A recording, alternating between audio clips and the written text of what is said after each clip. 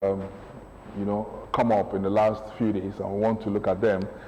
We know that the issues are not exclusive. They're likely to change between now and the deadline of INEC. Of course, INEC has also shifted grounds. They have shifted deadline for parties to have their primaries and submit the names of their candidates. In the studio with us this morning is Ustaz Jubril Lawal, a public affairs analyst. He's joining us to look at this topic. Good morning, Ustaz. Good morning, Biodun. Good to see you again. You Thank you. Me here this morning again. Good morning. Good morning, sir. Let us start from the resignation of Peter Obi from PDP. He said he has quit PDP. He has actually quit PDP, and then we have, reports that he's likely to join Labour Party. But first and foremost, let's look at, because that's a very big issue. He came out. I watched him on a TV station in Lagos, and he actually described Nigeria's democracy as consumptional, and he said he left PDP because its values don't tally with the values of the political party. What do you make of this? Oh, thank you so much. Peter Obi, yes, it's not that he's planning to join Labour Party. Already he's in Labour Party. But before I go into the agenda setting that we have from the politicians, let me please say this. A lot of things are happening that if only I have my ways, I won't discuss Nigerian politics any longer. But they kept on setting agenda for us. We have no choice than to discuss them. Atiku has been, in all this since 1992. And I wonder, a boy of 1992, how old is he now? And they said the future belongs to the young ones. It's not just that. With the kind of money that is being thrown around, we want to start wondering, how is anybody going to make any effect, any impact when he gets there without making his money back? Those are bigger questions for everybody to answer. I know about 12 or 16 PPUs were shot in Texas, and the whole world is shouting and screaming. Biden said, I'm going there. And we have people being killed every day in Nigeria. Governance is at a standstill in Nigeria. These are issues that I think should be on our front burner. However, the politicians have a way of making us discuss them, and we are discussing them already. Peter Obi, yes. A lot of issues arose about Peter Obi's resignation and his decision to go into Labour Party and not Afghan, etc. Let's start with, he has said it well, that his values and that of PDP didn't tally. But the question is just realizing that. I think one thing that he realized quickly was the fact that towards the election, as in the primary, was the fact that he stood no chance in PDP. He saw the handwriting. And as a smart politician, he realized that he needed to quickly change his vote before he is defeated. And they now feel that it's after he has been defeated, that he's now as a wounded lion, and he couldn't manage defeat that he's doing from another party. So he quickly opted out. And Peter Obi, being the head that he is, his performance in Anambra is still there. His record in Anambra was good, was telling good. We cannot take that away from him. He performed beautifully in Anambra. Obi had a lot of experience in management, and he proved that when he got to Anambra. And the kind of person that he is, averagely young than all of them, having eyes for the future, you realize that PDP might not help him, so he needed to opt out. And that's why I think he resigned. If you ask me, I agree with him on his point that this party won't take me to where I wanted to. This party doesn't have the vision I think I have for Nigeria. And he has opted out. It's another thing. Can he win? It's another thing. Should not have gone to APGA. A lot of criticism came. Why didn't he go to APGA? Peter Obi and any good politician will know that APGA wouldn't have been a good place for him, because APGA remains to be a zonal, regional party. And they've not, even within the southeast area, APGA hasn't been able to capture all the states in the southeast area. So for him to have wanted to go back to APGA would have been wanting to lock himself in a political doom by going back to APGA. So he's deciding to leave PDP. Good decision, if you ask me, looking at his pedigree, looking at his person, and looking at what was playing out in PDP. You also saw it eventually happen. Even when you look at the result in the PDP, Ayos Pioneers got only 14 votes. And we're asking the question, for the whole of Southeast, did they actually have 14 votes? No. So he knew that he stood no chance, still being in PDP, and he saw what was happening. So he opted out. To me, a good decision. To me, he needed to do it, even if eventually he's not winning.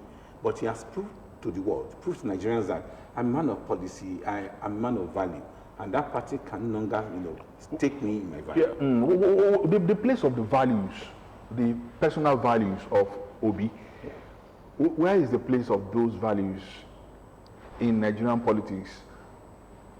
Are they shining values among the electorate? Do the electorate see those values? Do they appreciate those values? That's another cup of tea on its own. People have commented on Nigerian politics that those that have ideas don't have political weight to become leaders. Those that don't have ideas are eventually the ones that get there eventually. And that's the problem we have in Nigeria. And that's why my argument has been so far on a lot of social media, that the elite should come out and find a way to make Nigerians realize what they need to look out for in whoever they want to become their president or by their leaders, whether at the local government level, whether at the assembly level, or even at executive level. They need to come out. So the elite need to come out and do a lot of enrollment, because the way things are, I doubt if anybody with a different idea, with a different value, like you rightly observe, will clinch the ticket, come 2023. The politicians will still eventually have their way. And why? They know there is nothing like wisdom with the mob. We always say vote wisely, vote wisely. But we know from political history and political education that mob don't have that any wisdom. They don't vote wisely. Mob are gullible. And the politician realizing this, we always want to work on the gullibility of the mob to ensure that they make them do what they want to do. So it takes the political elite to come in now. If they really want a change, and I've been saying it, if they really want a change, they need to come out and let people realize that they need to look at things differently. But the elite we have in Nigeria are beneficiaries of the rot, because they will not vote Yalata, for instance, in Kuto Market to become commissioner. They won't appoint him or her. That's true. Yeah, it's the person they want to appoint are still the elite. So all of them are waiting to get their own crumbs on the table of the politicians. So they are careful not to want to go against politicians. They are careful not to test the water. They are careful not to take a risk. Okay, if you take a risk and stand against the ruling party that we feel is going to win, and eventually he gets to power and he has seen that I'm not one of his people or one people that campaigned for him, eventually I won't be considered for any position. And that's the problem we have. So the elite need to take a decision. What do they really want for Nigeria? Do they want to keep on benefiting from the system the way it is, or they want Nigeria to have a change? So for us to have people, electorate that will eventually have value or vote for value in their leader, there is need for a lot of enrollment. I think there's also the need for categorization of the elite. The elite, the civil servant, the elite that is in the private sector, the elite that is in politics. Because we have, Atiku Abubakar, for instance, is an elite. Obi is an elite. Oshibaju, elite. Amosun, elite. And the rest of them, Amechi, elite. They are up there. Do you think it's just about? You don't think it's just about the elite that is in the middle class? You don't think so? I agree with you. We need to do classification. In most of my postings, I classify. We have the political elite, with the military elite. We have the royal elite. Those are the royal fathers, etc. We have them in different categories. But the generalization of elite are those that are educated. Someone that could be, from the pool, you can pick him or her to come and hold this or that position. They should be the opinion leader. That is generalized, elite, not those that have been categorized into maybe political elite or military elite, etc. The generalization of elite, everybody, somebody out there that is educated, somebody who could read, somebody who could become a governor, somebody who could become a house of member is an elite. You don't need to be in the class of the politics, you don't need to be in the class of the military elite, or etc. But the general elite, those that should be able to go to their villages, go to their, their compounds, go to their streets, and be able to influence opinion leaders in those areas. Are the people I'm referring to. They need to come out and revalue people in their orientation. Ustaz, yes. What played out during the PDP's primaries, presidential primary? We're talking about values. We're talking about the elites now, and I began to wonder if what played out then, dollar rain, money and all that, to buy delegates. Are we really prepared to go for values, good governance, or it's still the same old story, money, money, money? it will still be the same old story. Unless and until another pivot of society comes out to remobilize the people. What happened at PDP will happen at APC primaries. It will happen with even those other lower parties we're talking about. It's just because they are not in control of the big space. That's why you feel they are different. And they are not really different. And why? It is because of the fact that people that have shown interest in politics in Nigeria are those that have made it a profession. They make money out of it. It's their game, it's their trade, they do it regularly. And as long as other people feel that I don't want to be stained, I don't want to be embarrassed, I don't want to be called names, and you run away from it, they will keep on dominating the space. Look at what happens now.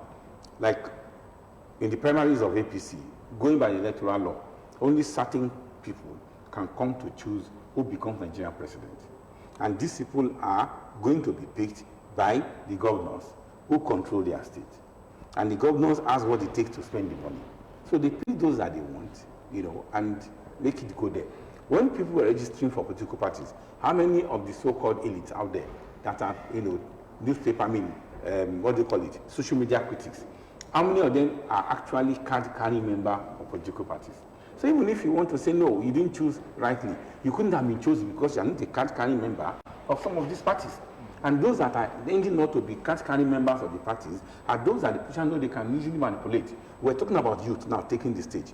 I was discussing with somebody and he said, the problem we have is even when the youth want to take up the stage, the politicians knows how to use some member of element of the youth that are into thuggery to ensure they offstage the other youths that are not into thuggery, to take center stage. And that's what they do. They know how to use one class of individual against the other, that divisive thing. And that's why what happened in PD primary will equally repeat itself at APC primary, because those that are in charge, those that the politicians, professional politicians, are not from the general class of people.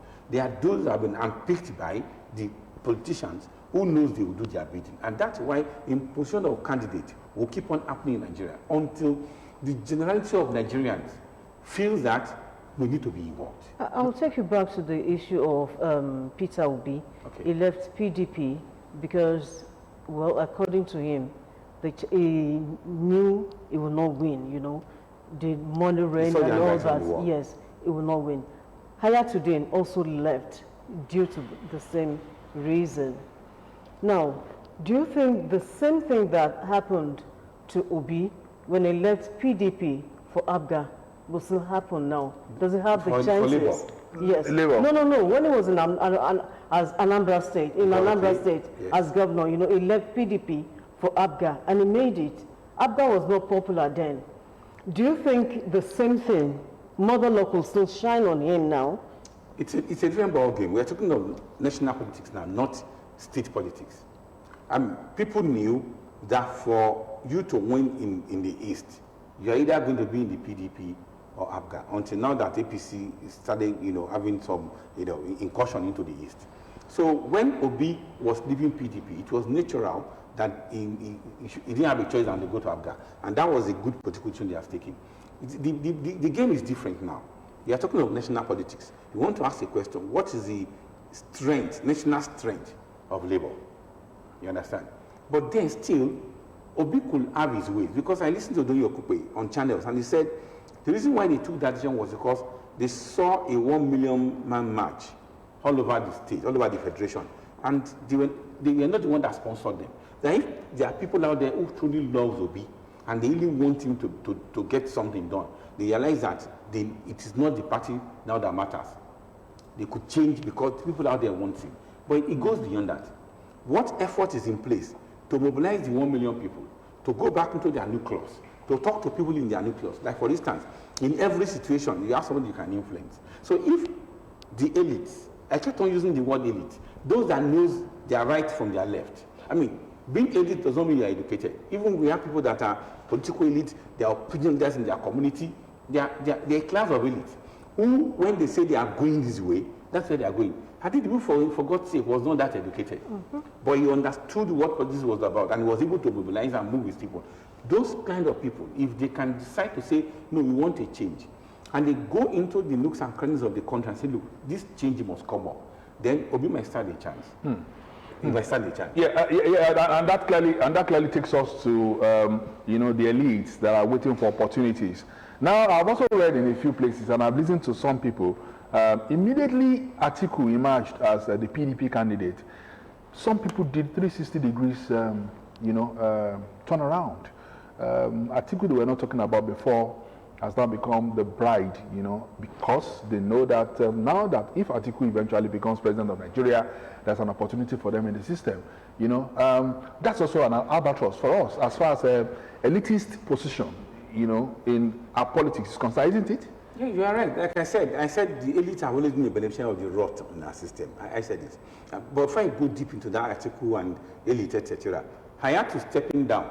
Well, I had to say he saw all the money going around. But let me tell you one thing. When it comes to political games, the North, they have it. You can't catch them pants down, you know, when it comes to game. When you look at it, what happened eventually was that the only Northern candidate on the ticket of PDP, contest for primary, I mean for the presidency, was just Atiku. Tambo eventually stepped down. And how do you know that it was not even, what's his name? Atiku, that in the first instance sponsored Tamboa. You understand? I mean, that was the Atiku is the master of the game and he has in it. Though don't forget that even when they were coming in 1993, you know, he had a role to play. You know, eventually, by the time they came up, that's why he was made to become the vice president, because he was the one that inherited the machinery of what do you call etc. In the North. So he's a very powerful politician. You can't take it away from him. Now back to your question that, okay, he has won, and people already are cross-carpeting. And I said, that is the problem we're talking about. Even whoever wins, even if it's wicked that won, the same thing will have happened. Because the elite are always waiting, you know, for what they are going to benefit from the system. And that's why I said, I don't see any meaningful change happening soon. Because as long as those that are supposed to be opinion leader, those are supposed to go into the communities to change people's orientation as regards the future, are believing that they don't stand a chance. They are selfish. They're looking at self-interest first. It will keep on happening like that. You understand? So for us to have something differently, you know, happening out there, those that I feel that they could change, they could talk to people to change. I was on the program, radio program, and they asked me that vote buying, can it stop? And I said, if we can stop vote buying in the South, South, and Southeast, how do you want to stop vote buying in the North? How? I don't know how you can do it. You stop vote buying in the North. Not even here.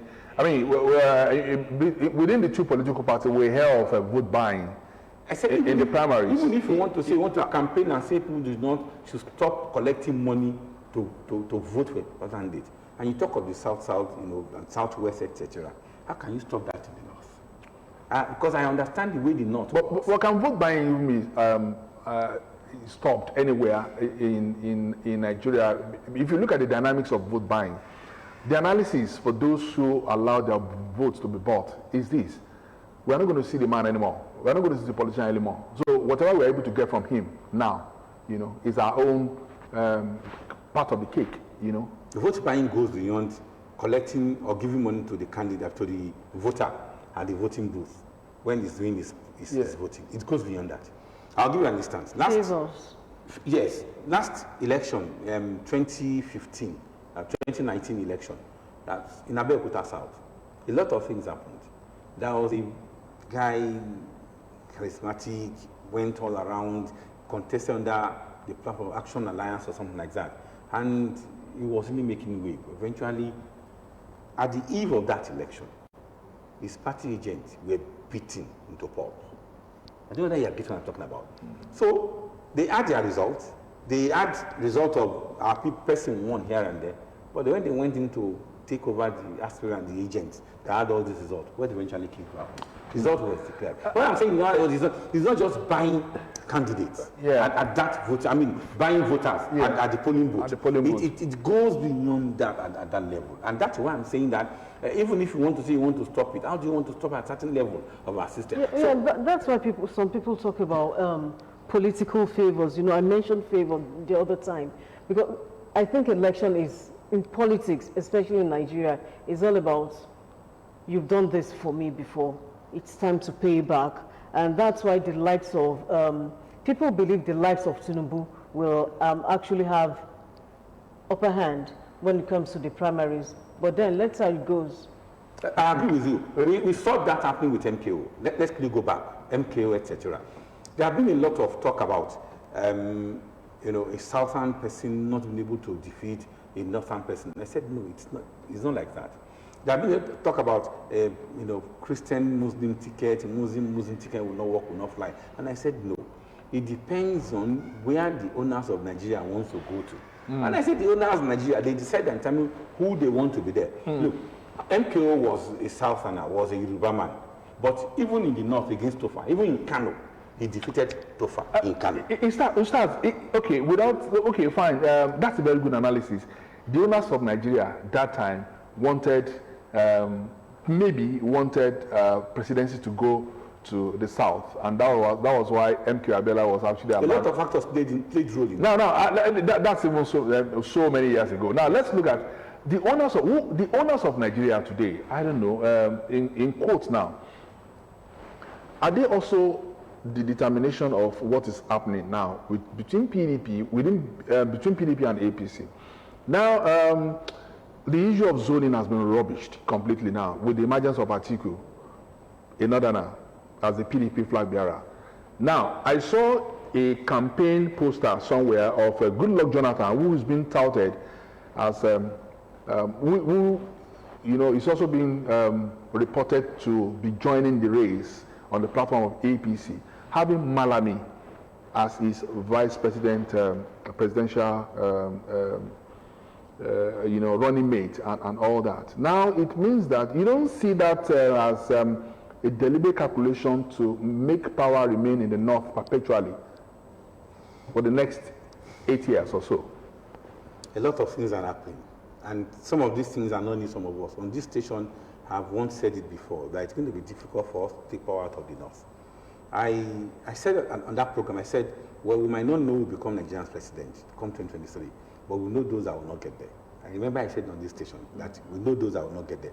And that day, I think you asked me that, who are they? I said, let's wait and see. But I know for one thing, the like of Bola Ahmed Tinubu become Nigerian president is very slim.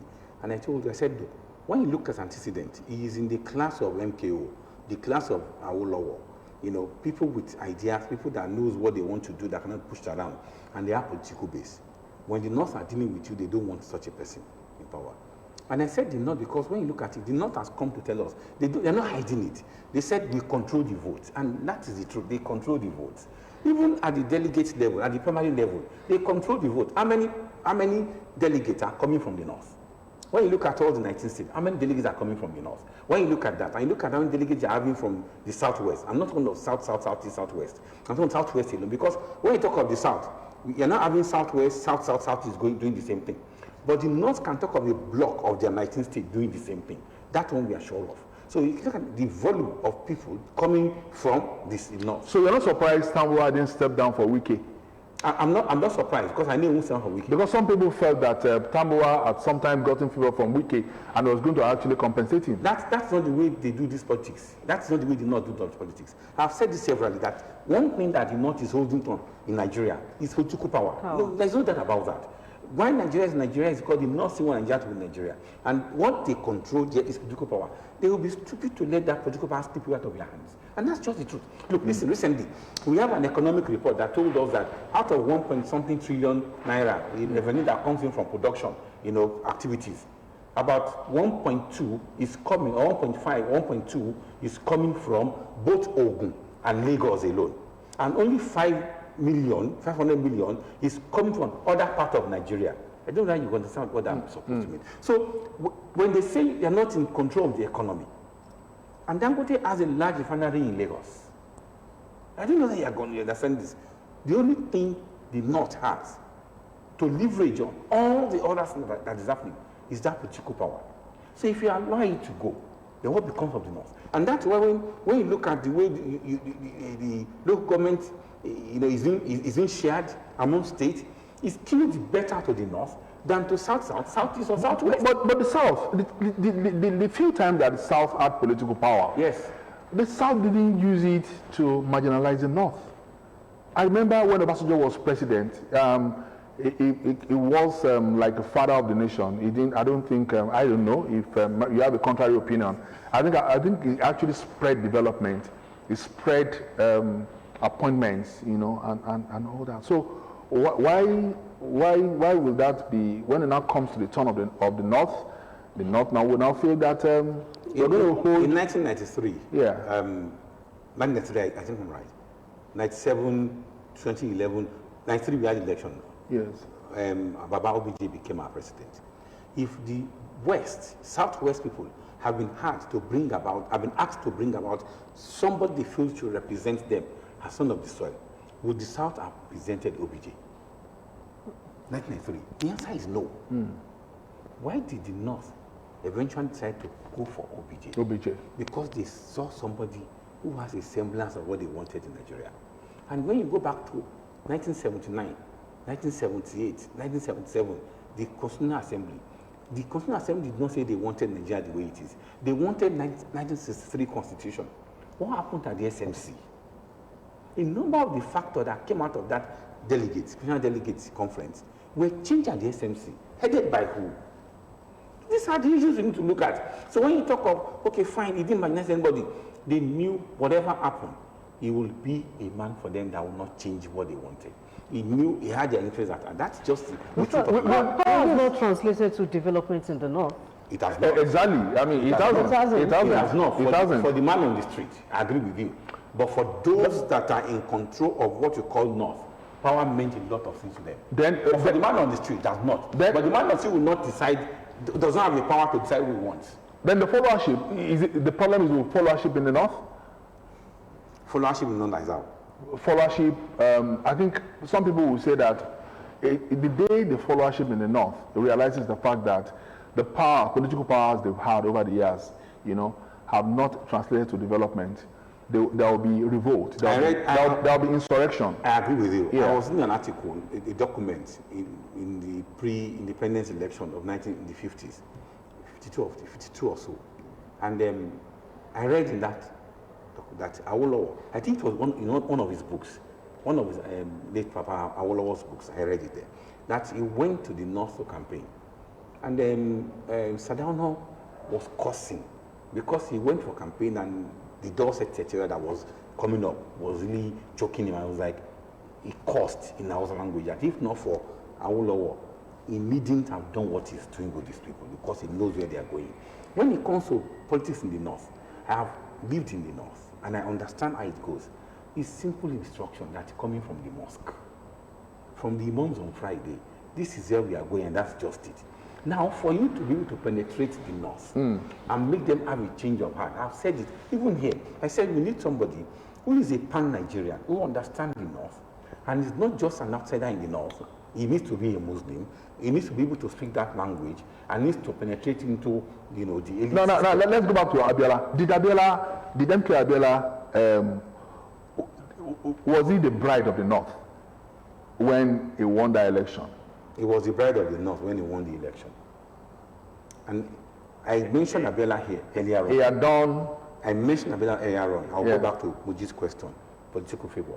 There was no local government, there was no kingdom in Nigeria when Abiola was alive that did not benefit from the legacy of Abiola's wealth.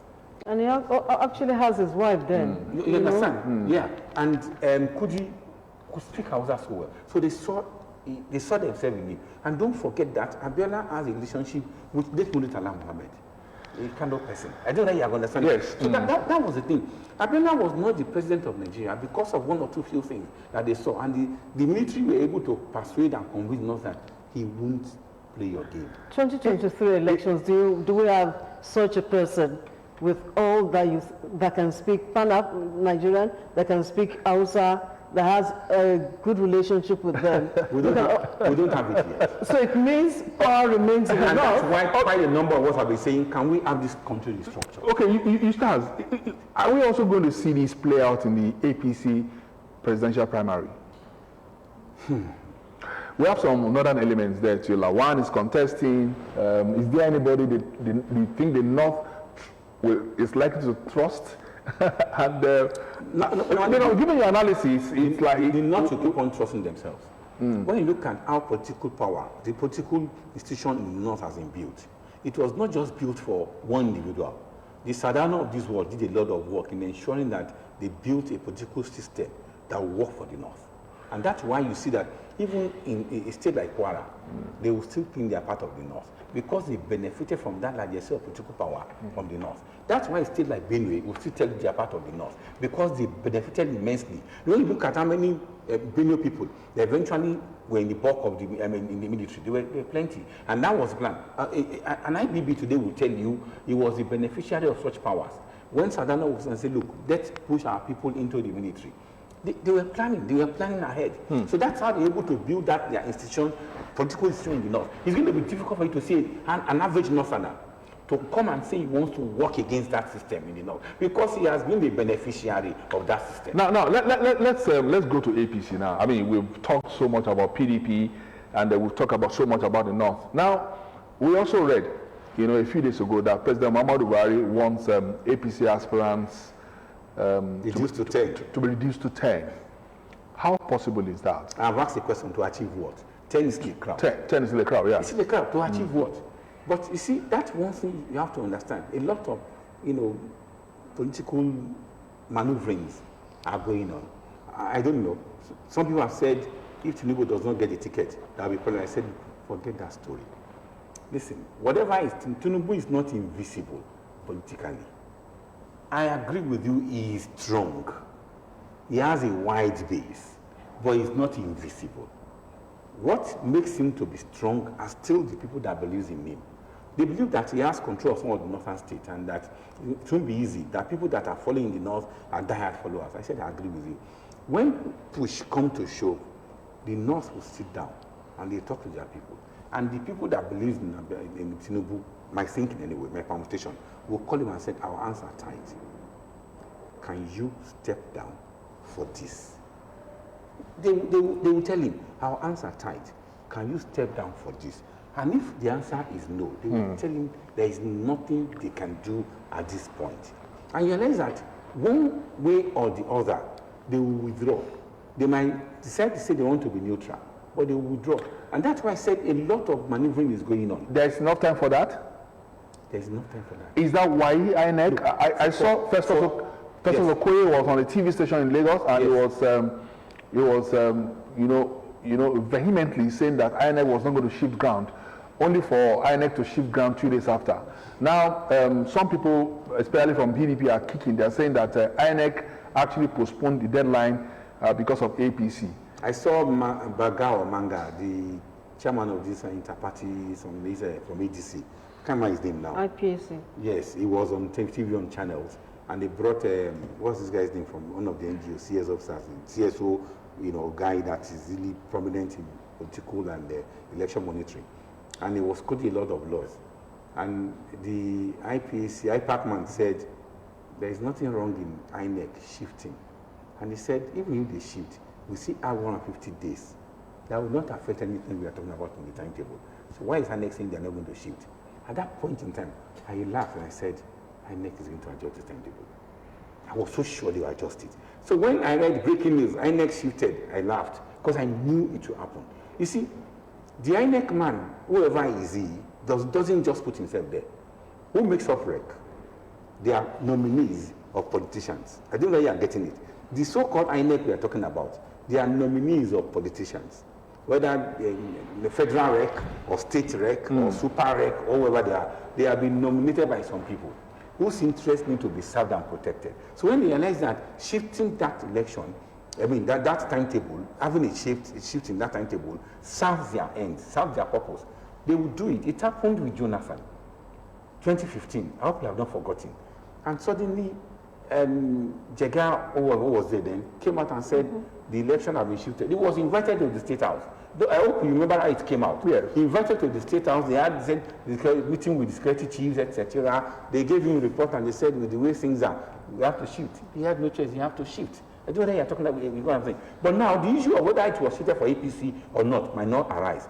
The reason is those that have been clamoring and shouting for the shift has not been APC alone. It has been all the parties. Like I said, the chairman of IPAC is an ADC person. Yeah. And we have other parties that are saying, why can't INEC shift? So it was not an APC thing alone. But look, APC is a beneficiary. People said, why did they need to wait till 2 p.m. and the day when the other party is going to have their whatever it is going to say? If it has PDP in power too, they would have done the same thing. I don't know where you are getting it. If PDP had been the one in power, they would have done the same thing. They did it in 2015. When they saw that Council was not favoring them, they had to shift. So it's not one party or the other. But it is that, can we ask a question?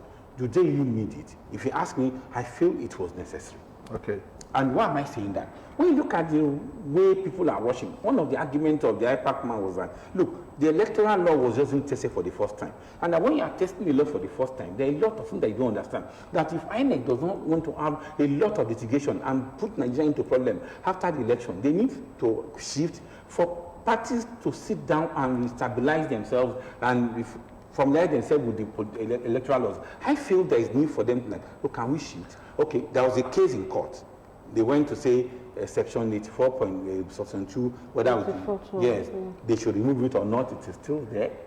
The Supreme Court said they are, holding, they are suspending judgment. I don't know how they put it. So all these issues will warrant, what do you call it, INEC to sit down and say, can we adjust? Because it's meant for the people. The shifting, INEC is to conduct election for the parties, and the parties are saying, we want this thing shifted. The crowd of those that want to become the flag bearer of APC in the next presidential election, and the wish of President Muhammadu Buhari to have that crowd, prone to turn. In the long run, you don't think the result of that primary will expand PDP? Disgruntled people are likely to come out of that primary and move to a PDP. You don't think so? The politicians know how they play their games. I am not ruling that out because presently some other parties too are benefiting from what has happened at the primaries of at the gubernatorial level. So I'm not saying that cannot happen at that level, when it gets there. But you want to ask a question. That person that wants to pull out, people have rumored that there have been a lot of speculations that if Bola Ahmed Tinubu didn't get the ticket, he will move to SDP or things like that. And I've asked a question, with which structure? With which structure is he going to go to SDP and come and claim that ticket at the level there? No. It doesn't work like that. I don't know if you understand Nigerian politics. If he goes to SDP, okay, to achieve what? When Atiku already won the presidential ticket of PDP at that level, and Atiku knowing all of us knowing whom he is when it comes to political application, he has that dexterity. We all know him. He already congratulated Atiku, and he actually said he hoped, to win, and there will be contestants. Some people have said the only person that they feel that can stand Atiku, politically is Tinubu. I read that. I saw while Atiku was giving his speech, Saraki quickly went to stay beside him. Sportsmanship. Okay, now they're part of the same party. I told all of them how to what is to. No. You start. Is it possible for political parties to just hold the primaries at once, same day? Well, it might not be possible. I listened to Jonathan, former President Jonathan, and it was brilliant in that. The video was viral and it was brilliant. He said he feels that the National Assembly has no business legislating for the political parties' primaries or how they do their internal politics. He said that the uniqueness of each party should be reflected in how they go about their things, and it does not need to be everybody must do it the same way and the same pattern. And I think I share that view. The only way it could happen that we could make political parties to come together and have their party the same day is through legislation. But the question is, why would you want to have that? It is not a Chelsea-Madrid thing. That is, okay, whoever plays now will determine who qualifies. So all the last game of all the group must be played at the same time. I don't know why that should avoid the kind of extension that happened last minute. PDP was already prepared, whereas APC knew there would be an extension. APC was not prepared at all. There was no screening. Like the question about 10, going to 10, I don't know how they want it, but there is a game plan. The presidential election committee said they want to screen their aspirants. I know they will have a way to talk to some of these people to step down. They have a way to do it. I just want to start as we are closing gradually. In the last few days, we've seen primaries in Ogun State, governorship primary in Ogun State, APC primary in Ogun State, House of Representatives, Senate. They've been conducted peacefully in such a way that there were consensus, and some people stepping down for some people. That's at least no violence. No violence generally, and so on that basis, one would just rate the conduct of those exercises as very. I was at the MK Abiola Stadium, when the governorship primary happened, and it was quite peaceful. So, but the point I'm trying to make is this: why is it this way for APC? Having a whole lot of people who ordinarily you would think should share the same ideologies, ideas, values, as to how Nigeria should be governed, or Shibajo in the same on the same field, Tinubu on the same field, all of them, the two of them, from the same school of thought. One would think so, because they've been together in Lagos. Amosun, Amosun is there. Who again is there? Fayemi. There's Amechi. There's Fayemi. So why is that crowd? Why do we have that crowd within? One would have thought that APC should have actually been able to, organize itself in such a way that one person will have actually been, supported, among all of them. The issue of a number of people coming from the Southwest has dominated social media and media space a long time. But I don't know how to go about it. I still have a feeling that those politicians know what they're doing, and when it matters most, some of them, like we saw happened on the floor of the primaries when Tambo eventually said he was stepping down. I have a feeling that a number of things like that might happen eventually at a stage, that the Fayemi might, Yoshibajo too, because so far so good. There has not been anything, that is monumental, that I could hold on to fundamental about the vice president wanting to become the president. I have not seen much of that action that, he went around consulting, but those consultations too has not shown that he really has what it takes to control, the delegates. There have been a lot of palpitations here and there. For now, from the Southwest, that person that looks so ready, that does not appear like a pretender, is still, Bola Ahmed Tinubu is still the one. Some people, if Fayemi will get anything, he might get his Ekiti, delegates to vote for him. No doubt about that. He won't be able to get Oyo. He won't be able to get Lagos. He won't be able to get Ondo. He won't be able to get Osun. All those ones likely are going to go for for Tinubu. Yes, Ogun is neither there nor there because of a lot of politicking that is going on here. Now, back to that issue of why do you have so many people? The party at the federal level cannot say, don't come and contest. It's a right of every Nigerian to decide I want to contest. But the zone can decide to say, no, we cannot go ahead and share, share our election opportunities or potentialities at that point. So that might eventually play a role in it. Then when you talk of Amechi and who again from the south? Okorocha definitely is out of it. He's out of it. No doubt about it. And I saw a game too coming with what is his name? With Amechi. This sudden judgment by the Supreme Court that he has a case to answer. When I heard that, I said, okay, let's see how it goes. Because I'm asking that they don't want us to pursue this further with you. Will you step down? I'm just thinking. Do you think INEC can conduct a credible, fair election? INEC always tell they want to conduct that, but it depends on Nigerians and the politicians. And that's just it. With the kind of investment they put into this, I don't know how easy it will be for INEC to say they want to conduct a credible. It has become a huge investment for those that are participating. There are calls with stars that this election should be postponed. somebody, I'm trying to remember who said this yesterday. Yes, this from the South leader. That the election has been predetermined, and so it should be. Is that not a tragedy for Nigeria? Is there no election that has been predetermined in Nigeria? Exactly. All elections in Nigeria have been played, apart from June 12, and that was because like I wanted to chip in there because of a lot of things played a role, a factor in Abiola emerging as the winner because of the option A4. So it was not easy for anybody to read, because of the option A4. But after that, all other elections that have been secret ballot in Nigeria, have we only had it? It hasn't predetermined that who was going to win that election. When we were talking in 1993, all of us knew that Obasanjo was going to win that election. I don't know if anybody doubted that. In other parts of Africa, has it been that way historically in other parts of Africa? It has not been that in other parts of Africa. Historically, yes.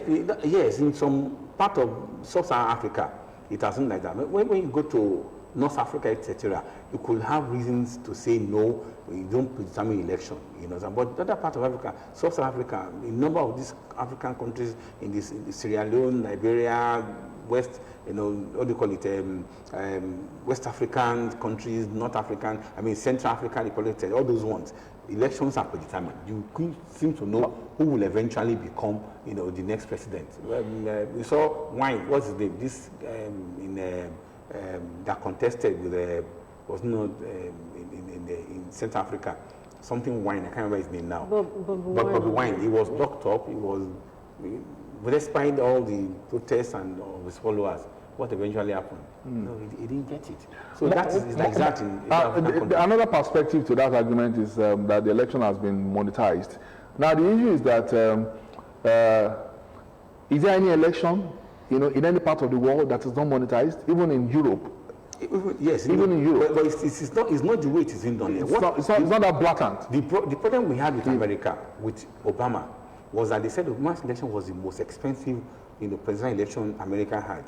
And when you look at how Obama got his money, it was the people contributing, penny to make that election coin. He didn't have any campaign money or anybody, coming to vote for him. So in every situation, there is need for you to bankroll people for your advertisement. There is need for you to campaign, to have money for people that will be your strategists. There is need for you to have money for your logistics. So there is no way in election you won't have reason to, bring in money. But the monetization we complain about is the fact that wanting to buy delegates, wanting to buy voters, that is monetization. But when it comes to election itself, there is no way you won't need money to run your election. Your campaign needs money. Ogtv will not take it free if you want to advertise anybody on your channel. The papers will not do it free when they want to do it. That culture is not here. If anybody comes to me and says, for instance, if you come to me and you say, I want to contest as chairman of Abeokuta North, and I needed to drop some money, into my account to make that the dream come through. You don't think I would look at you twice? It does happen. But what it happens is that it does not happen among the common man out there. And that's what I'm saying that. Can we have a force, a group of people that will come out and try to re-enroll and, re-educate the voters? Yeah. That look, you need to claim ownership.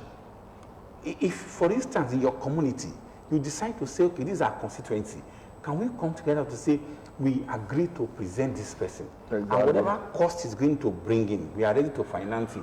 Your 1,000, your 100 naira, we use it. But it can't happen. And I'll tell you why. Because when you look at, for instance, now, Obafemi Owodi local government, they have just one House of Rep candidate that combines about 3 or 4 local governments that will need to come together. This local government will ask you, why is it that it is your own son that must come? The other one say, why is that it is your own son that must come? I was actually going to add that dimension to it. We're now seeing a lot of wives of this governor, wives of this and that, son of this, daughter of that, contesting. There's a particular state. They said the man got a ticket, yes, the wife got the ticket, the son is a Lamido, in this age. I will still talk about it. Nigerians need to come out and own this process. Now, can Nigeria, as we're closing the stars, because our next guest is actually standing by on Zoom. Can the electorate, what do you say to Nigerian people because they are supposed to be the ultimate decider in this whole matter. Now we have APC, there is PDP. Now I think the third force has emerged. Either fragile, Obi at Labour. That's the third force. Now, can Nigerians, do they have, do you think they have the strength to actually... You have said closing, and I'll say it this way. The third force should come out, re-strategize, and find a way to penetrate the electorate, to make them to have a new orientation. That, look, this is the future of their children. They have a choice of selling it, taking this money, or standing firm to say this is where we are going. In Ogun State, in your state, everywhere, all thought forces should come together. The civil society, they should come and say, look, listen, we're not even against the ruling party. What we are saying is that, can they give us what you want? Maybe you have a compact, you're going to sign with them, you're going to have an agreement that you're going to sign with them, or you come out with that, look, in our community, we have somebody who feels credible, and we want to stand and queue behind him. And that's the way forward. That's going forward. With the state of the economy, do you think we are ready for that? Oh, I don't know. It has to start from somewhere. The Obis of this world, the Patroni of this world, the third force people should come together and go into the nooks and crannies of Nigeria, local government, communities, I find it, I laughed this off yesterday. It was quite funny. Somewhere we were discussing, and Dele Momodu, our guy in this business, he's also contestant, and I think he went to meet the delegates, and he presented them copies of his magazine, Ovation, when they were expecting envelopes. Yes. Dele Momodu gave them copies of Ovation. And that became... His manifesto. Yeah, I mean... His manifesto. What they were expecting is not what they got. I mean, what is even wrong in Momodu presenting them copies of his Another suggestion I want to say going forward is that we should find a way to have independent candidacy in Nigeria. If we have independent candidature in Nigeria, it might be able to save us from the, from the claws of these mega parties. Because you can decide in your community that, look, we want to fly this person, is the person we want to vote for, and let this be on the ballot. I don't know. But as long as we have, everybody must come through a party system, I don't know we're going to save ourselves on the claws of, these mega parties. And finally, the parting shot is that Nigerians should come out and take their destiny in their hands. They have a right to say, this is how I want our vote to go. Enough of saying vote wisely. The mob does not know how to vote wisely. Wisdom does not reside with the public when it comes to voting. Somebody out there needs to do the purging. And we need to look out for who is that candidate I feel has the credibility that we feel will give us what we really wanted. We take our future, our destiny in our hands. And that is what I'm asking the third force, the civil society, the elite out there to come and do. Educate, reorientate people from your family, from your room, on your street, in your community, at the CDC level, the CDA level. Can we find a way to have a change and say, this is how we should vote. This is where we are going. And look for that credible candidate out there. It is the way forward. That's the way forward. And that's what we also said this morning. Ustaz Jubril Lawal, we must thank you so much for your time with us. It's really been very exciting with you this morning. Almost an hour Ustaz has actually spent here. We were expecting Mohammed Adibeshin to join Ustaz this morning, but we don't really know what happened. We hope Mohammed Adibeshin is safe, and we hope to actually get him here some other days. All the same, Ustaz has done a very good job on this topic. Matters arising from PDP APC primaries, and it's going to continue on the People's Daily. Next week we also go, throughout this week we'll continue to look at it, because we're still going to see emerging issues from the primaries, because don't forget that the last one for APC has not happened. It's going to happen sometime this week, and so we're also expecting outcome of that. Ustaz, thank you so much again for coming to this program. Thanks for having me. Okay, we'll take this break now. When we come back, we are having Feyi Ijimakinwa, a public affairs analyst, joining us via Zoom from Lagos. We're looking at Nigeria's social system and crime rate. Don't go anywhere. Stay with us.